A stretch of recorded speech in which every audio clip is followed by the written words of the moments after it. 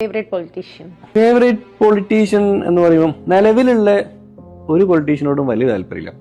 കാരണം എല്ലാവരും എൻ്റെ അറിവിൽ നല്ല രീതിയിൽ സാമ്പത്തികപരമായിട്ട് തിരുമാറികൾ ക്രമക്കേട് നടത്തുന്നു. പക്ഷെ അത് ഒരു PR വർക്ക് എടുത്തിട്ടോ അല്ലെങ്കിൽ മറ്റു രീതിയിലോ അവരങ്ങ് തേച്ചു മായ്ച്ചു കളി ആ പൈസയും പോക്കിട്ടോ ഒരു.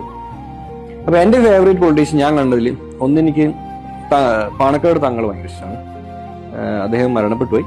പക്ഷെ എന്നാലും അദ്ദേഹം ജീവിച്ചിരുന്നപ്പോഴും മരണശേഷവും ജനങ്ങൾക്ക് ഒരുപാട് നല്ല കാര്യങ്ങൾ സംഭവിക്കും.